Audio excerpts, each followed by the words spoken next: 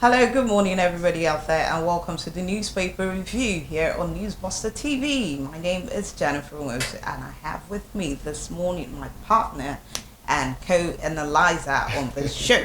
Good morning, Bayo. Good morning, Jenny. Good morning, viewers. Good day, followers. It's another interesting episode, as we all know that these are our normal daily routine where we unfold our daily newspapers across the globe. Okay. So we hit the newspaper stands, and this morning we've got quite a spread before us. We've got the Nigerian Tribune, the Punch, Daily Trust, Daily Sun, and Vanguard newspapers. And we'll start with the paper closest to my left, which is the Nigerian Tribune. So I'll just quickly read the stories on the front page. Above the masthead, it says inflation rate hits 24.08% as forex scarcity bites harder.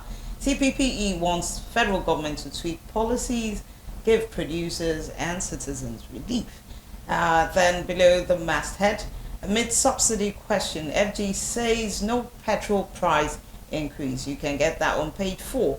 And the federal government is also set to maintain current pricing without reversing the deregulation policy. And the presidency says labor strike.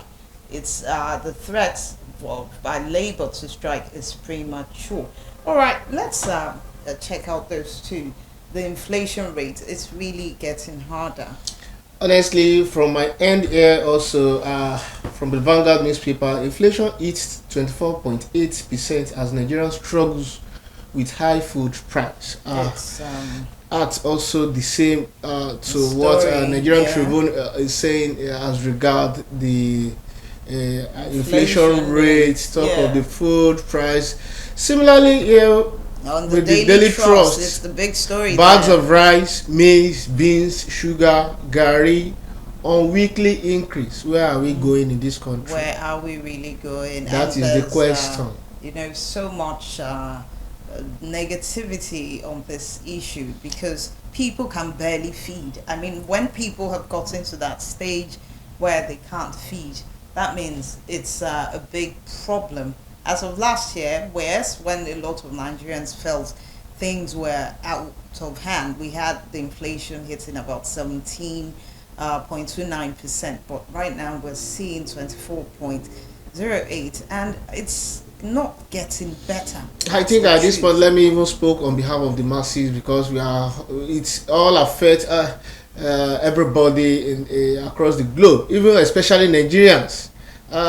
If something of such occurs like this, I think the current dispensation needs to do something reasonable in terms of this palliative they're talking about, not of giving cash, but at least by enhancing the masses who are not privileged to have any source of living on daily, to at least to allow them breathe, just like the Senate President made mention in his bad joke. that generated the controversial argument.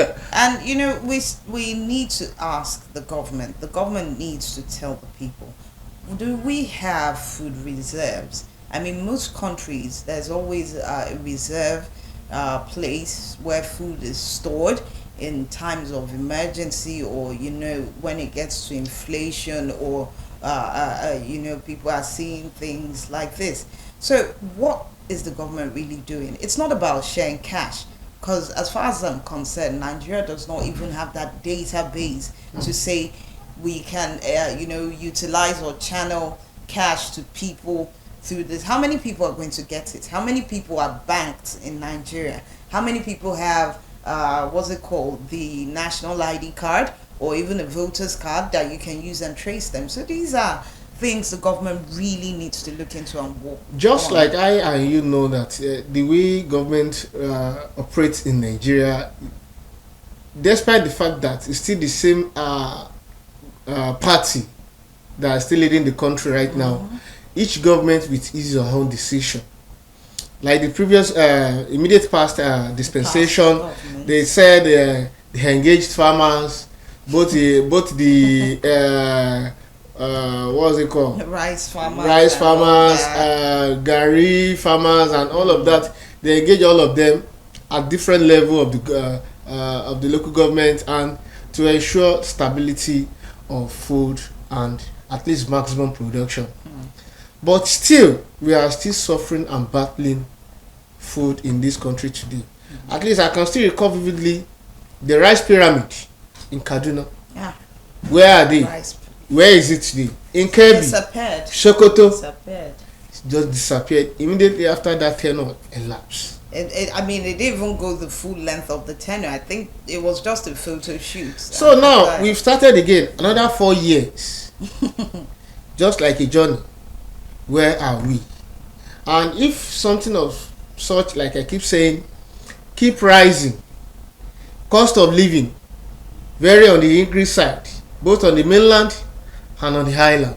I mean, I'm talking of here in Lagos. Just Lagos. Just Lagos alone. Take for instance, recently Mr. Governor Babajide Olusola Sanwo-Olu, Governor of His Excellency Governor of Lagos State, made a pronouncement by saying 25% of the toll collectors will be reduced by the two fractional national union of road transport workers will be reduced drastically from the commuters here in Lagos to benefit. I haven't seen anything like that. As I speak with you right now, Transport is on the increase. Talk of Abalende to Oshodi, Ojuelegba to Mile 12. All around the metropolis. We need the cosmopolitan city of Lagos. Transport is on the high side. Where are we going? And we said the government is trying to subsidize everything to ensure the better environment and good standard of living for the citizenry. Where are we? Well, I wish I could answer that question, but that's spending so much time on one story. The next one we talked about, the federal government saying that they are not planning on increasing petrol prices, but we are seeing that some states petrol is increasing every day. People come back from a journey and tell you, look, in maybe or your state or Benue state, I bought petrol at 700 naira, and you're asking, why is the government telling us one thing and we're witnessing, different things in real life? Is it because these guys don't go out to buy these things directly, so they can just sit, where they are and feel comfortable to say, okay, this works? It's not what is working. Labor has threatened that they will go on strike at any time because, nothing the government is saying seems to be reflecting in real life. I don't know about labor. It's like they visit Aso Rock, when they come out, it's another story. So where are we truly going? What is the leadership doing about? Just like when I was discussing with a colleague yesterday, I made mention of Adams Oshiomhole, the former president of the Nigerian Labour Congress, that it will take a long time for Nigeria to have a very decisive decision man like that to come into power. Not now. Not now that we are facing a rubber stamp government. Now, for the president of this president of NLC to come out and say the labor will go on strike without notice, that's shocking. Despite the several meetings with Mr. President, yes, with the appropriate authorities of the federal government to ensure at least they reach some certain level of agreement before the pronouncement of the marketers saying they suggested 720 to the federal government on the sales of PMS. You can't blame those independent marketers, because what they use to buy this petroleum products is foreign currency, and a lot of this forex, especially in dollars, is not available. We're hearing stories that banks are illegally, hoarding these monies and selling it to people to use in the black market. It's a system that is virtually on the brink of collapse. I think the government needs to look inward, come out clean. Same Adams Oshiomhole is saying that whatever we are seeing in this government presently is as a result of what its same party left behind. Why is it that each subsequent government has this blame game approach, not wanting to take full responsibility? of the situation at hand. You're saying Buhari's government left you with so much debt and economic woes. Then what is your government doing about it? Now, if we are saying this is what Buhari's government left behind, and we are still proceeding on. Now, are we saying Buhari's government have done bad?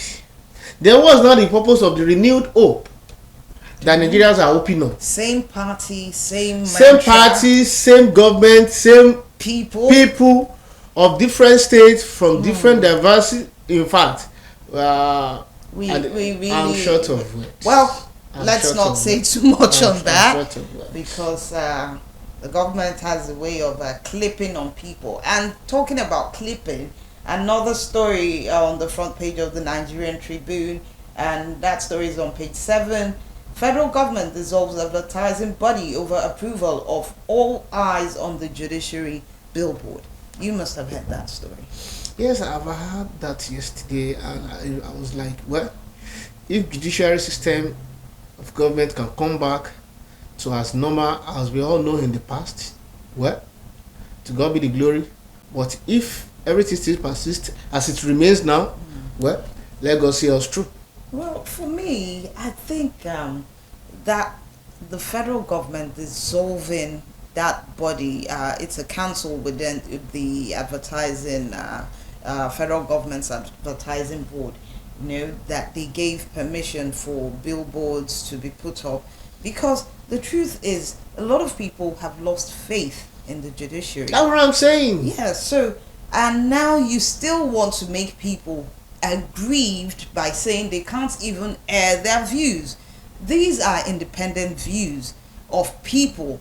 What is the purpose of an opposition in a country? An opposition is meant to check the current government so that when there are excesses, they can retrace their steps and say, okay, we're not going about it this way. If the opposition raises too much dust, they will, the people will gravitate naturally towards them and we lose out. So we need to sit up. But now you don't even want an opposition. You don't want to give people a chance. You're saying cases are in court until those cases are heard. So what are you doing? Are you trying to clip or clamp down people's freedom of expression, freedom, to speak and to have their basic rights? That can't be even come to existence in the since the National Assembly have endorsed that law, the bill, saying there should be freedom of expression, and as amendment in 2015 precisely yes, there should be freedom of expression. Oh, wow. And moving ahead, more troubles for Emefiele. Federal government files 20 fresh charges against suspended CBN governor, seeks to withdraw illegal possession of firearm charges. Defense opposes. For me, it's just one and the same. Withdrawing the charge of possession of illegal possession of firearms, and now bringing up 20 fresh cases. Yes. Why were these cases not brought up in the first place? This same Emefiele is a card-carrying member of the All Progressives Congress. Yes. And this same man was in the previous government, and these allegations, charges, these things have been existing. That is what we know. So why was this man, from when he was sitting as the CBN governor, why were these excesses not checked? To me, why spill it over to a new government? If I'm to speak this morning, I'm speaking generally for the public, not on the journalist side, in the sense that this is not the only man that run the last dispensation. We have a lot of ministers there, ministers for state, and the substantial minister themselves, which we all know that this country fund was being embezzled. Let me use that word. Yes, this man have served for 8 years for Crown Allah. These 20 cases we are not just charging against him now.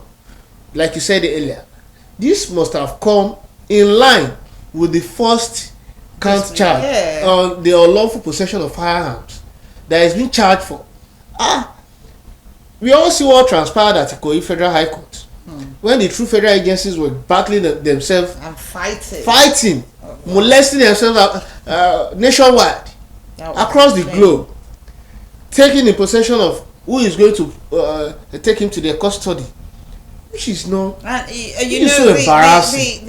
I think it's more Like embarrassing. yesterday was because Emefiele at the same time, everybody in this current dispensation, both those who are being screened for ministerial positions and people who are doing one thing or the other right now in the government, were beneficiaries when the no cash thing was going on. Money's being renewed, the rolling out of new currencies and everything. A lot of them were able to fund their political ambitions because of that policy. Exactly. So why isn't everybody being collectively roped in? Even though Emefiele can't stand alone, take decisions alone, and he works with people. As we all know, because I followed the trend very well during the last dispensation, in any decision Emefiele is taking as the governor of the Central Bank of Nigeria, he always visits the Mr. President. Exactly. The former president, President Muhammadu Buhari, he always visits him at the villa before he take that decision. Meanwhile, being the predecessor of this new dispensation now, they still have to give him that regard, regardless of what he might have done during the cash crunch. It can happen to anybody. Just like this what was it called? The ministerial that was ministerial yes, that was just been screened recently. Not all of them are sent. Just I also review aftermath of that screening.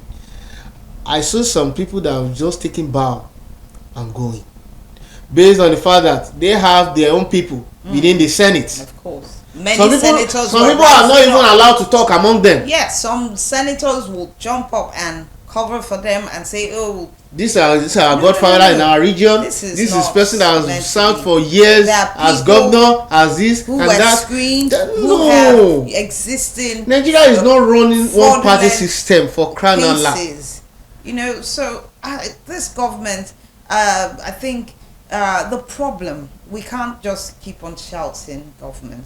The root problem is lack of accountability. Yes, no, and transparency. Just it. So if that can be addressed, I think we might be able to have a better footing from there. All right, another story. Niger, Tinubu welcomes Central African states' support for ECOWAS. ECOWAS, from the Punch, it says, still on the Niger issue, ECOWAS tightens sanctions and the junta demands power supply. We heard power supply has been cut off across the region, across the country in Niger Republic, and ECOWAS is still tightening sanctions about no-fly zones and aid being given to Niger and the Central African states. Though they're not exactly in the West African region, but they're still part of us.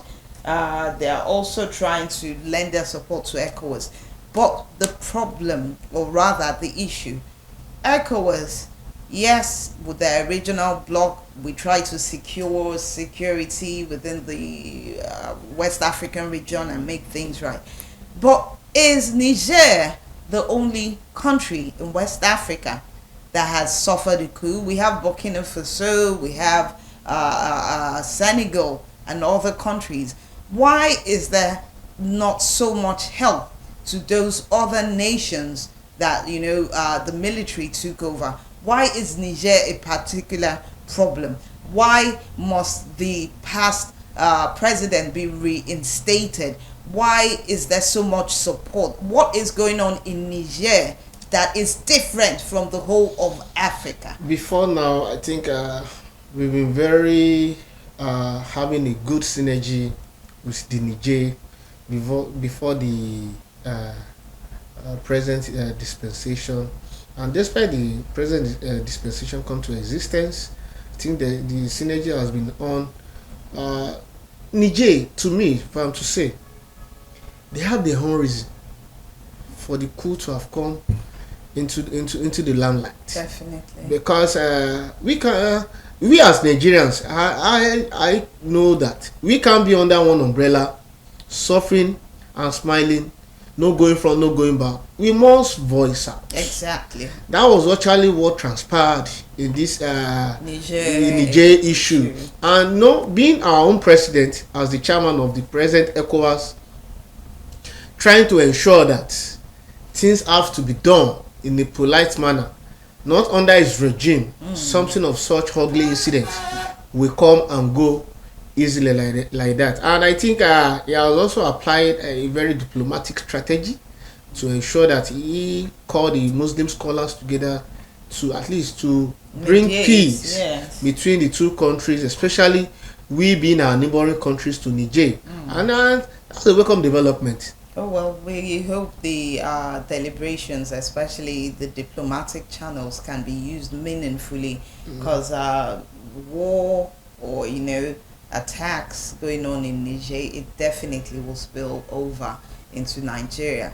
And our borders, especially on the north, are quite porous. So you can imagine what that will mean. Our armies, our military, they're being attacked daily.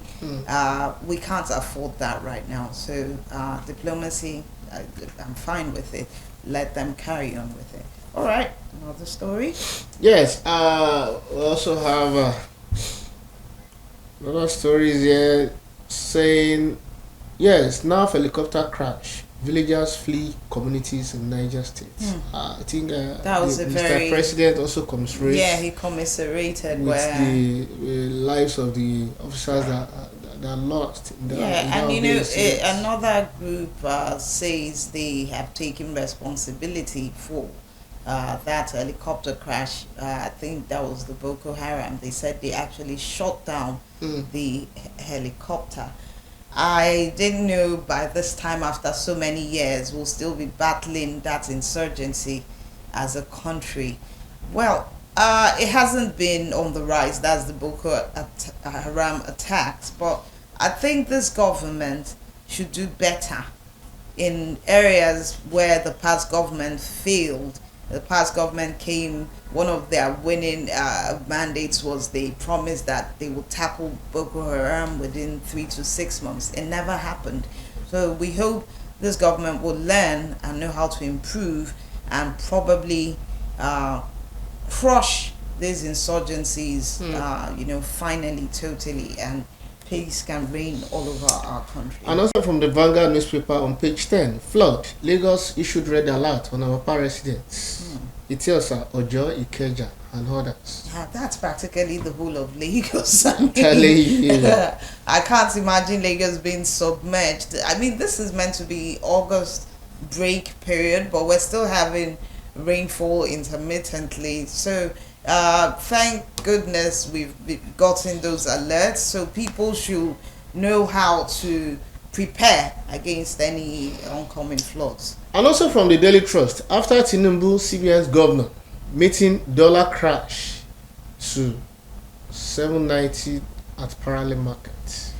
Parallel, okay, fine. If it's crashed that low, we hope it can get lower, because when you, especially for those who do business, even at 790, it's not cheap. And the funniest part, to even get the dollar, it's scarce. That's why I said banks are engaged in illegal racketeering over this forex. There's a lot of task ahead this current dispensation to ensure stability of everything across the cost of living, food chain, economy wise, and even security wise. Everywhere, in every education, health, labor, all parts of the government's economy needs to be focused on. I think that's how far we can go on this morning's beat of our newspaper. Really, thank you for being with us.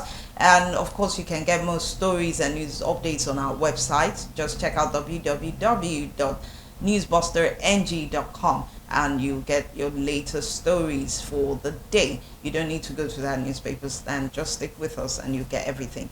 And don't forget, we are all over social media, on YouTube where you're watching this. Don't forget to like, subscribe, and share with people. Invite people. Our Newsbuster, we're doing good, and we can do better with you and yours.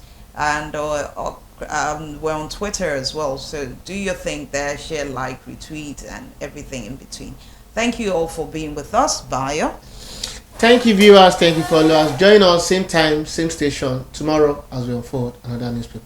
All right. We'll see you tomorrow. Bye. Bye.